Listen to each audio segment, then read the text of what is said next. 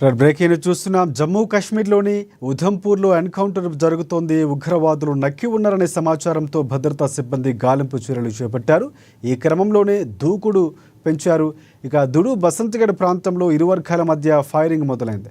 ఇక ఈ ఘటనలో ఒక సైనికుడు అమరుడైనట్లు ఆర్మీకి చెందిన వైట్ నైట్ కార్ప్స్ వెల్లడించింది. నిఘా సమాచారం ఆధారంగా ఉధంపూర్లోని జనంతగఢ్లో సైన్యం, జమ్మూ కాశ్మీర్లో పోలీసులు కలిసి ఆపరేషన్ నిర్వహిస్తున్నారు.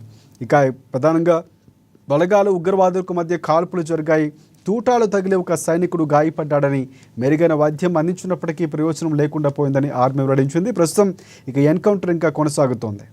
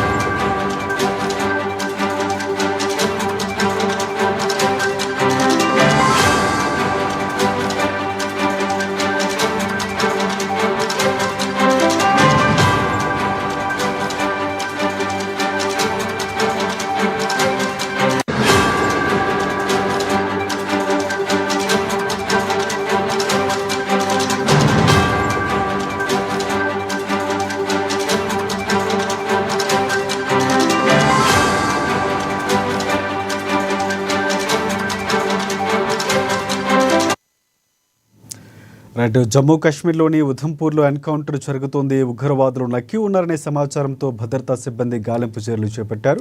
ఈ క్రమంలోనే దుడు బసంతగఢ్ ప్రాంతాలు ఇరు వర్గాల మధ్య ఫైరింగ్ మొదలైంది.